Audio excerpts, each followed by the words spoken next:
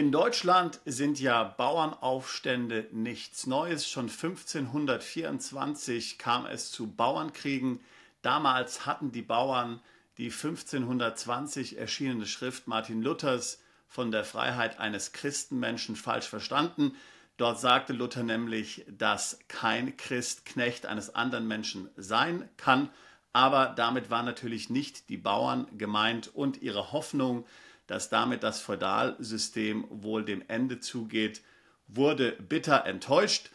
Luther war ja nicht gegen Obrigkeit, er war nur gegen Obrigkeit aus Rom. Die deutschen Herren, die deutschen Fürsten haben ihn hofiert wie einen protestantischen Papst.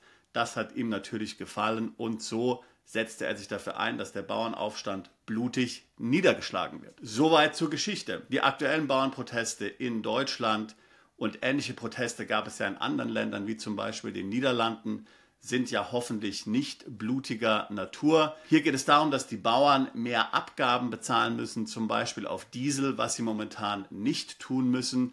Denn es ist ja tatsächlich so, vielfach nutzen Bauern mit ihren Traktoren gar nicht öffentliche Straßen oder nutzen sie nur, um hier auf ihre Felder zu kommen. Meistens wird der Traktor oder das landwirtschaftliche Gefährt eben nur auf den eigenen Ländereien benutzt. Warum sollen sie also daher die Mineralölsteuer bezahlen, die ja im Wesentlichen dafür gedacht ist, die Infrastruktur instand zu halten? Daher also die Bauernproteste. Die Bauern fühlen sich, wie viele andere Menschen natürlich auch in Deutschland, ungerecht behandelt und sie sollen nun noch mehr abdrücken und nun noch mehr Aufwand hier auf sich nehmen. Im Vergleich zu anderen Ländern sind ja ohnehin schon die Auflagen für deutsche Landwirte ungleich höher, vor allen Dingen was Dinge wie den Umweltschutz und so weiter anbelangt. Hinzu kommen noch generelle Anfeindungen von allen möglichen, wie zum Beispiel Veganern und anderen Umweltschützern, die grundsätzlich Landwirtschaft als ein dreckiges Business sehen. Und der Bauer ist hier also vielfach angefeindet, obwohl er sich 7 Tage lang ins Zeug legt, um hier Lebensmittel für uns zu produzieren. So, hier wollen wir natürlich sprechen über das Thema Auswandern. Kommt es überhaupt für einen Bauer in Frage, dass er auswandert? Du meinst vielleicht, dass dies für einen Landwirt, der doch sehr an seinem Land hängt, hier eine tiefe Verbundenheit vielfach mit dem Land verspürt, besonders dann, wenn er es seit Jahrzehnten bestellt, dass es für eine solche Person, für einen solchen stolzen Landbesitzer möglicherweise gar nicht in Frage kommt, ins Ausland umzuziehen und nochmal von vorne anzufangen. Aber das ist weit gefehlt. In der Tat haben wir etliche Mandanten, die Landwirte sind, die komplett ihre Landwirtschaft, ihren Betrieb in Deutschland verkauft haben und dann ins Ausland umgezogen sind. Natürlich gibt es da erstmal sehr empfindlich hohe Steuern in Deutschland zu bezahlen. Du kannst davon ausgehen, dass knapp die Hälfte also deines Veräußerungserlöses weg ist, futsch ist, an Steuern bezahlt werden muss. Aber dennoch, gerade wenn man sich die Preise von heute anschaut, bleibt dann vielfach noch ein erkleckliches Sümmchen übrig und man kann dann tatsächlich im Ausland nochmal neu beginnen. Ob man dann Landwirt wird im Ausland oder einfach was ganz anderes macht, das ist natürlich eine Frage deiner persönlichen Präferenzen. Vielfach muss man ja sagen, dass jemand, der jetzt möglicherweise den Hof zum Beispiel geerbt hat, und hier eigentlich nicht sein Leben lang diese Landwirtschaft betreiben möchte, vielleicht erleichtert ist, wenn er auf diesem Weg das landwirtschaftliche Unternehmen verkaufen kann, einen schönen Gewinn macht und dann im Ausland was komplett anderes machen kann, was vielleicht gar nichts mit Landwirtschaft zu tun hat. Andere möchten gerne im Ausland Landwirtschaft weiter betreiben. Wir haben Mandanten, die sind in die USA umgezogen oder auch nach Südamerika, haben sich dort ein großes Stück Land gekauft und betreiben dort eben Landwirtschaft unter anderem, möglicherweise unter besseren Vorzeichen als in Deutschland oder in der Europäischen Union. Ich selbst habe natürlich auch am Thema Landwirtschaft großes Interesse. Wie du vielleicht weißt und gelesen hast, habe ich selbst früher in Texas und in New Mexico in den USA Ranches besessen.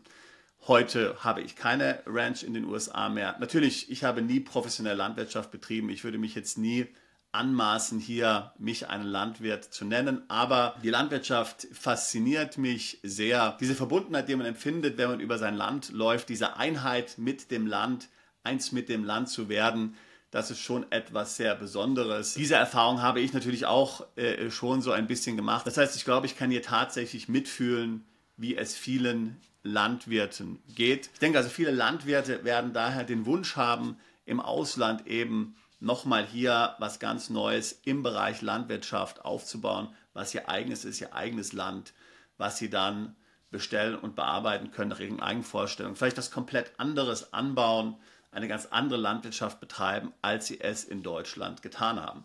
Es gibt ja Länder, da ist die Landwirtschaft viel weniger reguliert als zum Beispiel in Deutschland, auch viel weniger subventioniert. Ich meine, da muss man sich nur unseren Nachbarn im Süden anschauen, die Schweiz. Ein Grund, warum dort viele landwirtschaftliche Produkte so viel teurer sind, ist, dass hier weniger Subventionen letztlich bezahlt werden als zum Beispiel in Deutschland. Das kann man machen oder vielleicht auch was Ähnliches, was du zu Hause gemacht hast. Wenn du Landwirt bist, wenn du Bauer bist, möchte ich dich heute zu diesem Schritt ermutigen. Wenn es etwas ist, was für dich in Frage kommt, was dich interessiert, es aber etwas ist, das dir vielleicht als unmöglich erscheint, als Landwirt auszuwandern.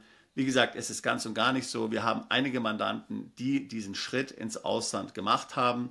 Ja, es ist gewöhnungsbedürftig und wenn du dich bisher wenig im Ausland aufgehalten hast, dann ist es vielleicht schwer vorstellbar. Ich denke, vor allem die jüngeren Landwirte werden sich daher angesprochen fühlen und ich möchte dir sagen, ja, dieser Schritt ist möglich, das kannst du machen, wenn du die Schnauze voll hast von Deutschland oder einem anderen europäischen Land, wo du heute Landwirtschaft betreibst. Dann kann ich dir sagen, es gibt eine Zukunft im Ausland, in einem von vielen anderen Ländern, nah und fern, wo du das Leben leben kannst, wie du es dir vorstellst, ohne dich hier von der Politik drangsalieren lassen zu müssen. Wenn das etwas ist, das dich anspricht und du sagst, ja, ich kann mir vorstellen, auch als Landwirt ins Ausland auszuwandern, ich kann mir vorstellen, hier in Deutschland meinen Betrieb zu verkaufen und etwas Neues im Ausland aufzubauen, würde ich mich freuen, dich im Beratungsgespräch kennenzulernen. Wir machen seit fast 20 Jahren nichts anderes, als Mandanten dabei zu beraten, ins Ausland umzuziehen, sich steuerlich zu optimieren und neu anzufangen, auf ähnliche Weise, wie wir es nun hier besprochen haben. Link zum Beratungsgespräch packe ich hier in die Beschreibung rein. Ich würde mich freuen, über dich und dein Vorhaben im Ausland bald sprechen zu können. Bist du Unternehmer, Freiberufler oder Investor? Zieht es dich schon lange ins Ausland? Mach heute den ersten konkreten Schritt in eine Zukunft mit mehr Geld und mehr Freiheit. Buche ein Beratungsgespräch mit Sebastian und seinen Kollegen. Unsere Kanzlei unterstützt Mandanten wie dich dabei, deine Steuerlast legal zu reduzieren, Vermögen aufzubauen und zu schützen und deine persönliche Freiheit zu maximieren. Profitiere jetzt von unserem Fachwissen und unserem Netzwerk. Gehe zu mandatierung.com und werde Mandant unserer Kanzlei.